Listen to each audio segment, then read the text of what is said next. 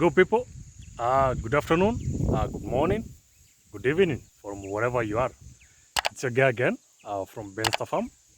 My name is Benjamin, and we're back at the onion farm, at the onion nursery.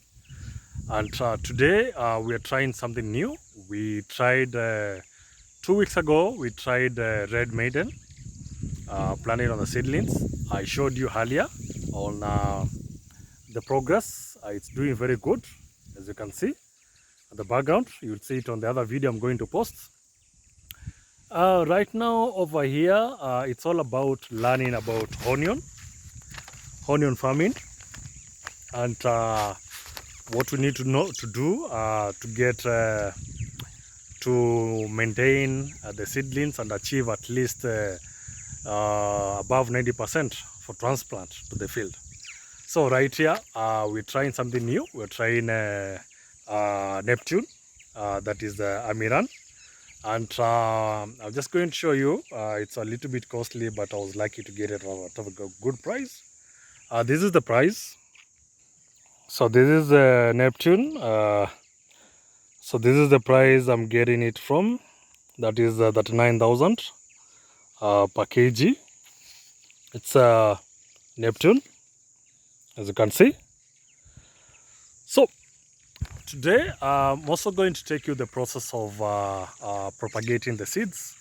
That is on the on the beds, and these are the beds. Step number one, like I told you, ensure that the beds are the big lumps are broken. As you can see, that is the first the Hamiran. That is the progress. That is how the progress is. This is the 13th day. As you can see, it's a very good progress. We achieved like around 95% growth, and we have not covered it. Same as this, it's gonna happen. We're going to lay the drips here, and we're not going to cover it. So step number one, like I said, please ensure that you do raised beds, like we have done. Ensure the beds are raised like this. Ensure that step number two, ensure that the soil on the beds is soft. There is no big lumps. So this is where we're going to place the seedlings. Step number three, while sowing the seeds, ensure you scatter them on top of this area. I'm going to show you how to do it. Yeah, and then you cover it with the sand, just a little layer of the sand. Please never cover this, never cover the beds. Let the sun scorch them. The only thing you have to do is ensure that you irrigate in the morning for like around 30 minutes. If you are doing drips, irrigate in the afternoon, at noon. Yeah, you can only cover these. You can see the stacking is for we cover it at night in case heavy rain rains, not to damage the seeds.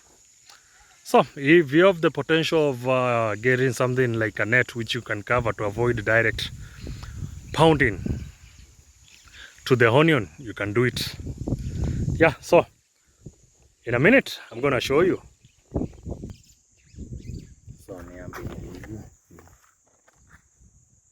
So guys, like I always tell you, so it's time we are doing the seed sowing. So we're going to do it a different way. Earlier we populated the seed on this side and this side. So we're going to populate the seed there. That is like 5 centimeters there, 5 centimeters, 5 centimeters, 5 centimeters, and 5 centimeters and 5 centimeters, like that. So like this. That's the lot. So like this, like that.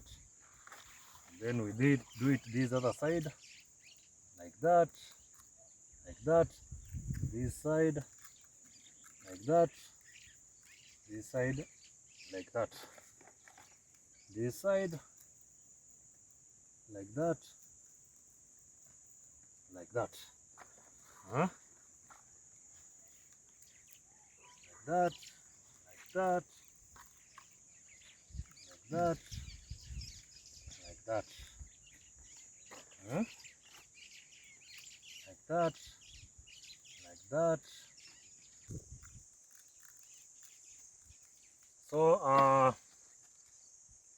So the drip is going while you are irrigating.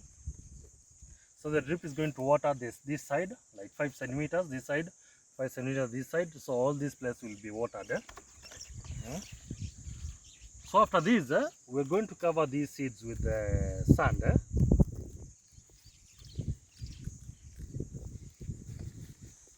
We're going to cover these sand.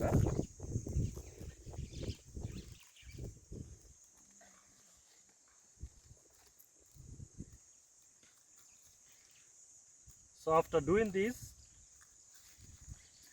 we're also going to drench with Easy Grow and Swift. Easy Grow, Swift, Victory, Concord. We're going to drench this soil with that, just to kill any insects, any pests and the insects which might be in the soil.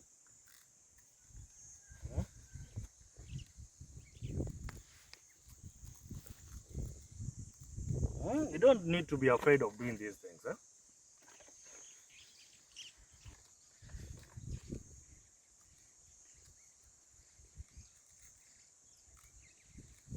Yes, Neptune is one of the best. So kg goes for like we're going to plant 1 kg. We'll plant an acre, and we are expecting an acre more than 10 tons.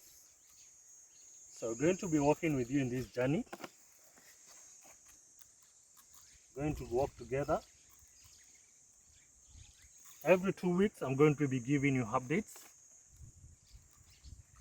So guys, we have already finished propagating. So as you can see, the seeds, they are propagated in between the drips. You can see even this side, you can see the seeds.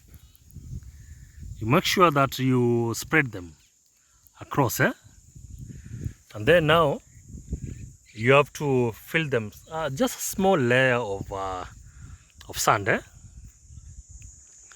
small layer of sand, the way he's doing, a small layer, just a small layer, not a big layer, a small layer of sand. You can see that side is already covered, and that small layer on this side, you can see how the sand, that is the growth. You can see we just did a small layer, and that is the growth of the seeds. You can see. You can see the growth is so good. Even though they are a little bit densely populated. So the other one, the Neptune, I've made sure that I've spread it a little bit wider. The reason we spread this in between the two drips is this water is going to water up to this point, this drip, this point, and then that drip is going to water to that point. Same happens to the other side. Same happens to the other side. So that is the same thing we have done on this side. But now for this side, we did this side, this side, like 5 centimeters, and then that is like 10, and then another like 10 or 15. We're gonna put the drip at the middle, just to ensure that water spreads all through. So you can see how it's been covered with sand. Yeah, guys, after doing this, please do not cover this with grass. Do not. If you're doing drip, even if you're doing water in cans, to water this, please do not cover the beds with the grass, or do not cover with grass or or what? Not sisal bags or whatever you're using. That thing, we only cover it at night just to avoid heavy, the seeds from being pounded by heavy rains. So they're gonna damage the seedlings. That's why we cover at night. But in the morning, very early in the morning, we remove it and we use it. We remove it during the day. The onion is like this. So during at night, we cover it. Even when the rain comes in the daytime, we still cover it. So please, don't make a mistake of covering this. I've never. Let me give you a story. The first time I did onion propagation. First time I did onion propagation, I propagated. That was red coach. I'll never forget.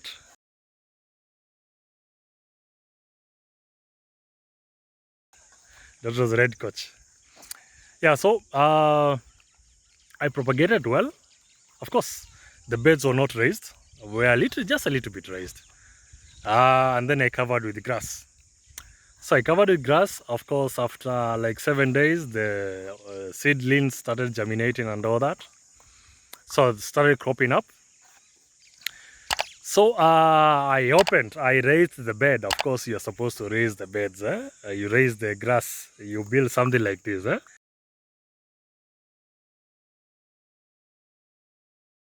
You build something like this, and then you put some, of course, some small trees, small wood stalks across, and then you cover. Of course, you have raised the grass from there. Now it's on top here. You stay there. I think around 3 weeks or 1 month. Yeah. So the time you are about to transplant, then a week to transplanting, of course, for hardening off. So I removed the grass. Yo, shock on me. The seedlings started drying out. Somebody said that is a matter of what is the name you call it? Dumping off. But at the same time, I ask my question: is dumping off is a lot of water or something? So this is like the seeds were never used to sunlight, scorch. So when you remove that grass, then the sun started scorching the seedlings. They started drying out. So in a kg of red coach, I harvested, I think, a eighth. So I removed, I think I removed the grass. I think 3 weeks or 2 weeks to transplant it. Of course, for hardening off. So everything started drying out. So within those 2 weeks, like a head, I only got to transfer a head of those seedlings. So of course, I did my thing. I transplanted, followed some instruction from some agronomist or YouTube or something. Did my thing. At least they went well. I harvested. I managed. Of course, nilisotea katikati. I got broke. I could not afford fertilizer or something. So, of course, that's when I knew at least my shamba is fertile enough. So the second time I did Jamba F1. Yeah, I think I did Jamba F1 the second time. Of course, I was afraid of red coach. It's gonna spoil everything, and I'm gonna harvest nothing because of the previous tragedy. So the second time I did Jamba F1. Unfortunately, I did it during rain season. So I did not do the beds very well, and of course I was doing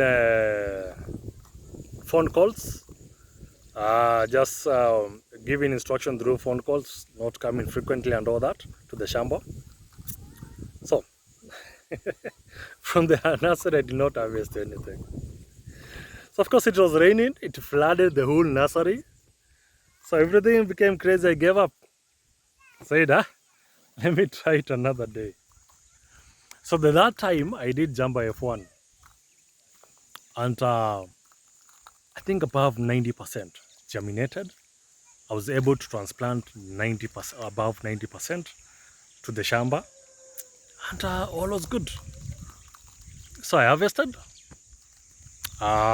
Good. I got a broker who came and bought everything from the shamba and all that. So that was good luck. So from then, that's when at least you'll need this experience. You'll need this experience before. You will need this experience. So guys, in the next 30 minutes, or this place will have at least been watered properly. So you do this in the morning, in the morning first thing, and then at noon. And then don't cover please with anything. They'll germinate well. You see, this is the same thing we did. My apologies for the weeds. We are in the process of weeding them out. So this is what we did on this side. The same thing we did. We did not cover this with the grass or something. So I'm telling you something which I've done practically. So this is the 13 days after planting, and you can see the germination is good. As you can see, we do not cover anything, and we don't cover. We only cover these at night with this, just to, in case of it rains heavily, the rain is not going to damage the seeds. So during the day, as you can see, it's in the evening over here, and it's about to be start raining. So we don't cover these. So please don't fear. No doubts that all these will, the sun will scorch them out or something. So just leave them to harden up. This is also a process of hardening them up as they grow. Don't be afraid. So leave them like this. The only precaution you have to do is, in case of heavy rains, for this case, in case of heavy rain, of course, when the water pounds on these soils, it's gonna splash the seeds out. So that is the other thing which I've been trying to prevent. And when the heavy rain rains on these, it's gonna cut the seedlings. Yeah, so make sure you have a way of preventing that. Otherwise, you're supposed to leave these open, let them grow. If there was no rain, I could not be using that net. I could just leave them sleep. As far as you irrigate them twice a day, you're good to go. Yeah, so that's it, guys. Today's video, I just wanted to show you propagation process of the seedlings, and at least now you know. You're becoming an expert. At least you guys are becoming experts, which is good. I'm happy that I'm training fellow farmers to at least make use of this land and your resources and all that. Yeah, so let's do this. If you have any question, you have any advice, please drop a comment. And before you drop a comment, subscribe. Press the subscription button and share to your friends. Share to your Facebook, to your Instagram, to your everything. Let's grow together. Let's blast this channel. Okay. Enjoy your evening, your morning, your afternoon, wherever you are. It's your guy from Bensta Farm. Thank you. Peace.